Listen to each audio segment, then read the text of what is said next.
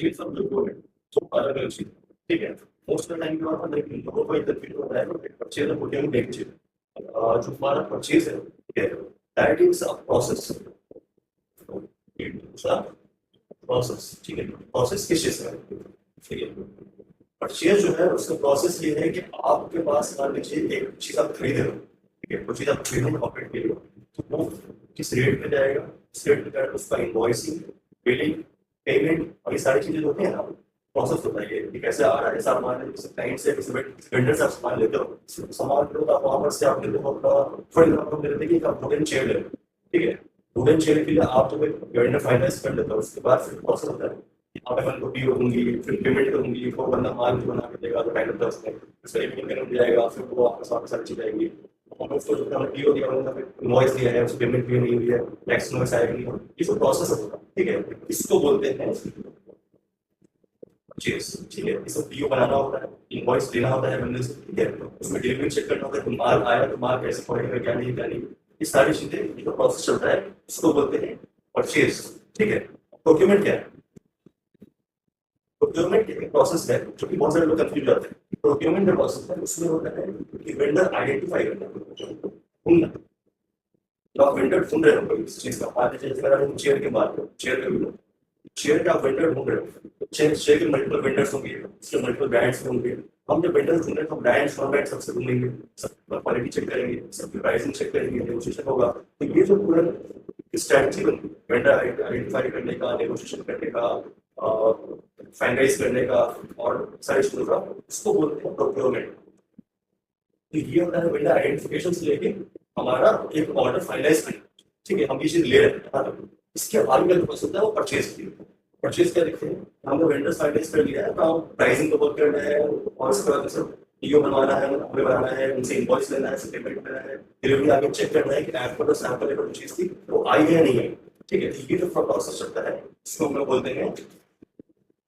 Purchase process है, वो कैसा हम वर्क करता है। जैसे मान लो ये कॉर्पोरेट परचेज जो होती है उसमें हम लोग प्रोडक्ट प्राइसिंग और क्वालिटी दो चीजें में देखते हैं, ठीक है। एक तीसरा चीज होता है टाइम लाइन, लोगों को देखना पड़ता है हमारे टाइम लाइन में आ रहे हैं, अदरवाइज दूसरे लोग जो देखते हैं प्रोडक्ट क्वालिटी एंड प्राइस। तो एक चीज तो हमेशा याद रखना कि सस्ते के चक्कर में क्वालिटी खराब हो, फॉर एग्जाम्पल मान लो एक बॉटल है इंपोर्टेड है, टेम्परेचर बॉटल ठीक है, टेम्परेचर बॉटल, अब टेम्परेचर बॉटल जो है क्या हो रहा है कि हमने लिया है एक वेंडर से, जहाँ पर डेटा है हमारे पास 100 रुपये, एक वेंडर दूसरा वेंडर से दिया 120 रुपये, अगर हम क्वालिटी चेकिंग करें तो भाई इस वाले बॉटल में अंदर डस्टिंग छोड़ा है या फिर इसमें जाकर कुछ भी इशू आता है, तो 10-20 रुपये का चक्कर में क्या करते हैं, लोएस्ट हो जाएंगे, चीपेस्ट हो जाएंगे, और चीपेस्ट चीज होती है जल्दी खराब होती है और सबसे ज्यादा आपका क्वालिटी क्रिएट होता है, ठीक है। तो ये मल्टीपल से जो प्रॉब्लम सारी चीजें टीचर हमेशा हमें याद रखना है कि जो चीज ले रहे हैं वो वैल्यू फ्रॉम मनी है, कंपनी के लिए परचेज करता था, सबसे ज्यादा ध्यान रखना है कि अगर मान लीजिए कुछ 100 रुपये की कुछ 120 रुपये, 20 रुपये का डिफरेंस है, बट वो चीज वैल्यू फॉर मनी है नहीं, और 20 रुपये उसको जस्टिफाइड है नहीं, और ये चीज आपको आगे अगर अपने सीनियर से कंसल्ट करना पड़ता है कि भाई हमने ये 3-4 वेंडर से 4 सामान मंगाया है, इसका अलग अलग प्राइसिंग आया है, ये क्वालिटी डिफरेंस है, आप देखिएगा अगर वो चीज भैया नहीं वो चीज उतना माइंड वाली चीज नहीं, 10-20 रुपये के लिए हम लोग मैनेज कर सकते हैं, लेकिन वो फॉर द चीपेस्ट वन, और लगता है कि भाई ये क्वालिटी इशू है, ये प्रॉब्लम क्रिएट करेगा या फिर हमारा नाम खराब करेगा, बहुत सारी चीजें हैं, then don't go for it. Teacher है क्वालिटी के चक्कर में, अगर प्राइसिंग के चक्कर से पैसे के चक्कर में आप कोई भी क्वालिटी ग्रेड हो, ये परफॉर्मेंस का एक बहुत बेसिक बात नहीं है, क्योंकि मान लीजिए कंपनी अगर लास्ट टाइम कभी आप सब कुछ लिया देख लिया क्वालिटी चेक कर दिया तो भाई ये तो भाई चिन्नी चीज हो गया, ठीक है भाई, करियर वाइज या फिर अच्छी। उसके बाद सबसे जो चीज इंपॉर्टेंट जाती है, तो कुछ चीजें परचेज करते हो, जैसे आप मान लीजिए परचेज करते हैं, वहां पर सबसे बड़ा फर्क है कि जो बंदे बेचने वाले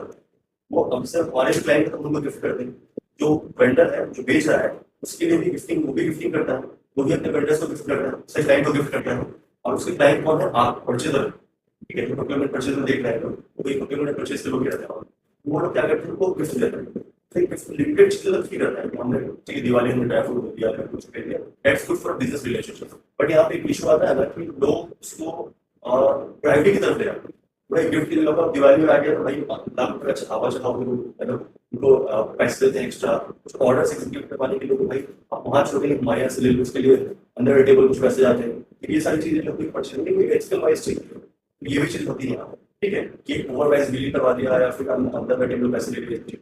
है, इसलिए कंपनी हमेशा ट्रस्ट वर्दी लोगों को परचेज करती है। इसके बाद एक होता है कॉन्टैक्ट एंड टर्म्स, ठीक है, हम लोग मान लीजिए जब ये चीज देख रहे हैं हम इससे डेरिवेटिव्स लेंगे, रिव्यू कर सकते हैं हमारा टाइमलाइन तो हो रहा है नहीं हो रहा है, अगर आपको नहीं हो रहा तो पेनल्टी क्लॉज क्या है, मान लीजिए कंपनी ने हमें बोला है 15 दिन बाद वो चीज हमें रीसेल करनी आगे देखो, हम उसको 18 दिन बिजी कर लेके चलते हैं, 15 दिन के लेके चलते हैं, और सिर्फ 15 दिन से 18 दिन बिजी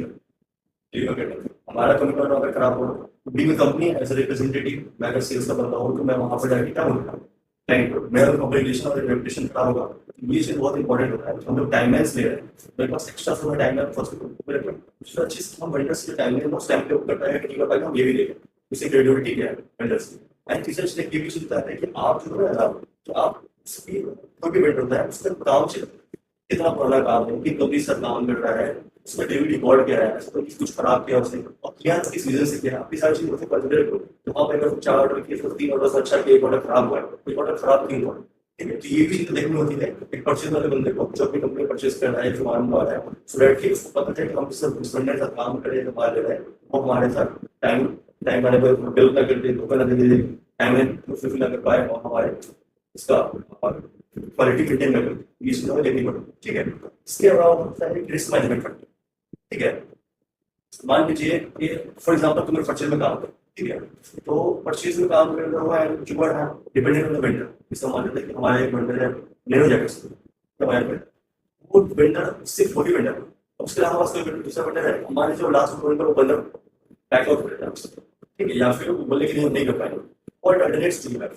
अगर ये आपके पास है इसका मतलब आप अच्छा परचेज करोगे, अच्छा प्रोक्योरमेंट करोगे, अगर आपके पास नहीं है तो इसका मतलब ये है कि भाई you need to work on your skills and management techniques. भाई मान लीजिए बंदे मैं डिपेंडेंट लास्ट मोमेंट जो मना करते what is like meaning that we have to write, मेरे पास पीछे से बैकअप नहीं है और ये बैकअप नहीं है तो इसका मतलब बट नॉट डूइंग ऑल या फिर आप अनअवेलेबल कोशिश, ठीक है, ये चीज आपको देखनी पड़ती है। और ये जो है कि कॉर्पोरेट जो परचेज होता है वो कंपल्सिव नहीं होता कि हमें कोई बजट या फिर कुछ भी ना कि कुछ चीज हमें अच्छी दिख गई, हमारा बजट नहीं फिर हमने ले लिया, ठीक है, हमने एक जगह से मान लीजिए बात की थी क्वालिटी 150 में कोई पर्टिकुलर प्रोडक्ट और दूसरा बंदा मोबाइल से लिख दिया हम उसको क्वालिटी अच्छी लगी, हम तो अच्छा से खरीद लिया, क्या पता वो तुम आगे से नहीं कर पाओ या फिर हमारा अपना बजट नहीं है, हमें ये चीजें मेंशन देखनी पड़ती है, हमें इंपल्सिव परचेज नहीं करना, हमें बस ऐसे परचेज करना है, हमें यहाँ देखना पड़ता है कि भाई अगर हम परचेज कर रहे हैं व्हाट्स द कॉस्ट, हमें कितने में देना है आगे, हमारा पीछे बजट क्या होना है और बाकी सारी चीजें, ये 4-5 पॉइंट्स मैंने बताया कि ये सारे इंपॉर्टेंट फैक्टर्स है परचेज में, परचेज टेबल लिखने के लिए आप काम करते सारे पैरामीटर्स का आपको चेक करना पड़ता है तभी आगे कुछ प्रोसीड। तो परचेज में ना अब सबसे इंपॉर्टेंट फैक्टर जो आता है कि आपके पास क्या क्या स्किल होना चाहिए अच्छा एक परचेज एग्जीक्यूटिव मैनेजर बनने के लिए, ठीक है, तो सबसे पहली चीज ये है कि आप यूट्यूब से भी सीख सकते हैं,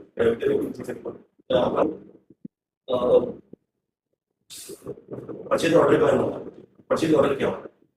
एक कंपनी का पेपर,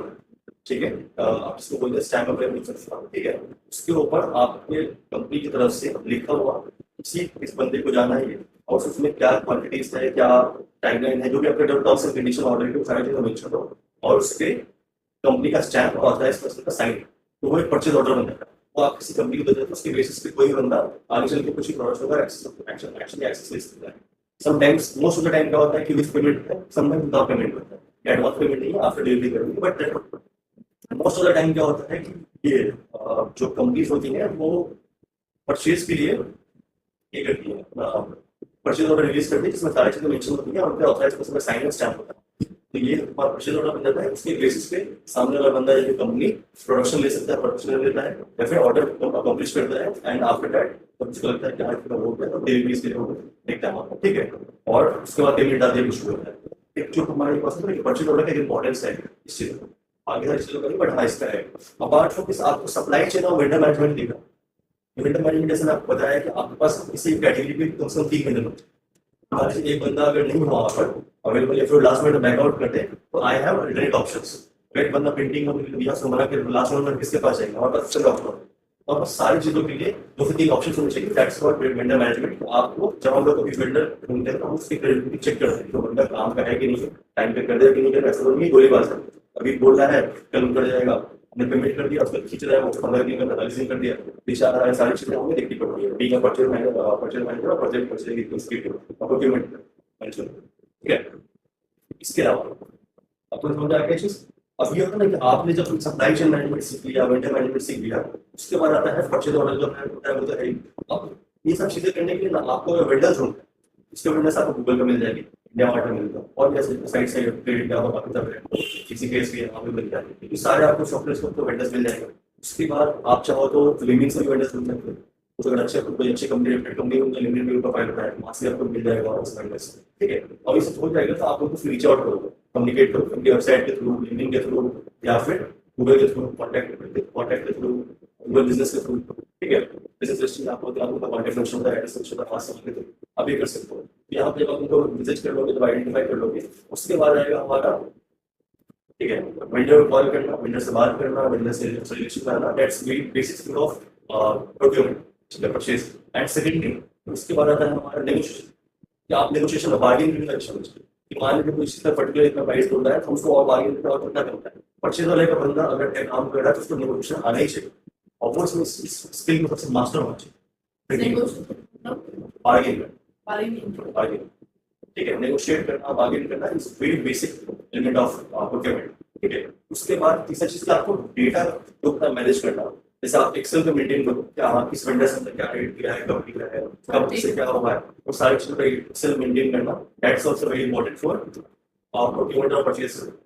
पर्सन को। सो दैट कि उसके पास पता है कि उसने किस रेट पे क्या इंक्वायरी है, उसके पास और उसने किस वेंडर से क्या काम किया है और किस रेट के लिए क्या फाइनलाइज हुआ था, सारी चीजें जब डिटेल डॉक्यूमेंटेड फॉर्म होते हैं तो आपको इजी होता है कि मान लो कोई रिपीट ऑर्डर आया था, आप मुझसे डेटा निकाल लो, आपके पास मान लो अगर पेमेंट का ये है पता है तो फिर क्या हमने प्राइस का बात की, तो आपको डिमांड्स का सारा सोल्यूशन रहेगा, प्राइस मेंशन रहेगा, सारी चीजें आपको लाइन अप करेंगे, ये भी बहुत इंपॉर्टेंट है। और अगर मान लीजिए कि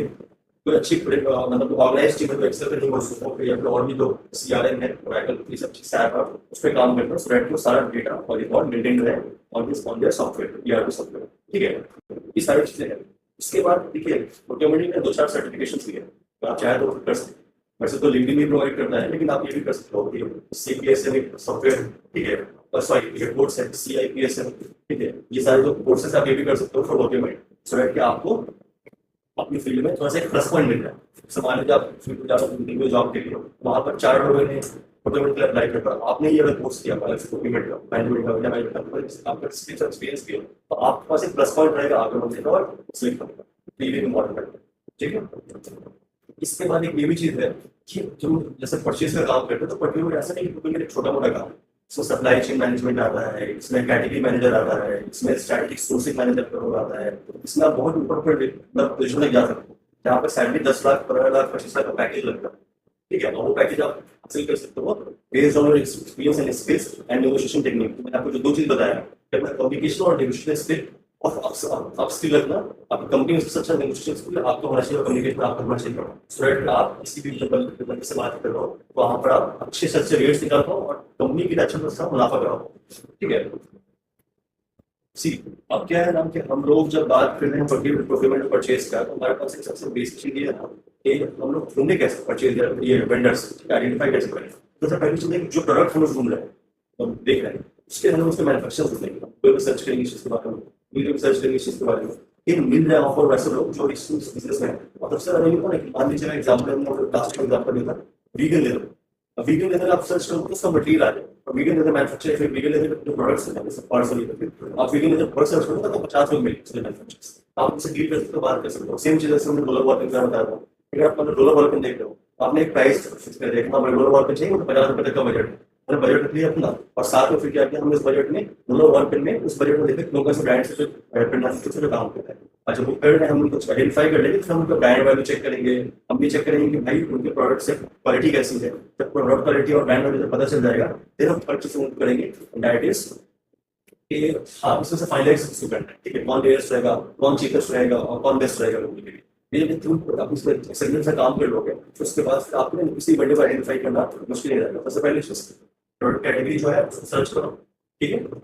उसके बारे में जानो, कोई भी पर्टिकुलर वुडन है बैम्बू है कुछ में उससे क्या क्या प्रोडक्ट्स बनते हैं क्या होता है वो थोड़ा जान दो, उसके मैन्युफैक्चर ढूंढो, प्रोडक्ट्स मैन्युफैक्चर गूगल पे सारे मिल जाएंगे। उसके बाद फिर आप उसमें से कॉन्टैक्ट करके ट्राई करो, देखो लोकेशन क्या है, मान लो एक चीज़ है तो आपको गुजरात में मिल रही है 210 रुपए की, अभी दिल्ली में मिल रही है 250 रुपए की। एक चीज ये भी है ना कि वहाँ पर सिर्फ ट्रांसपोर्टेशन का कॉस्ट लग जाता है अच्छा खासा, अगर क्वांटिटी कम है तो आपको ट्रांसपोर्टेशन में ज्यादा पैसे लग जाएंगे। सारी चीजें, इस सारे फैक्टर्स को, ट्रांसपोर्टेशन कॉस्ट को, सारी चीजों को फैक्टर को मिला के जोड़ के उसके बाद देखना पड़ता है कि आप परचेज करना होगा तो आप क्या क्या चीजें वहाँ पर ये करोगे, पॉइंट आउट करोगे और क्या बेस्ट रहेगा आपकी कंपनी के लिए परचेज के लिए। ठीक है, and thank you so much for watching business topic.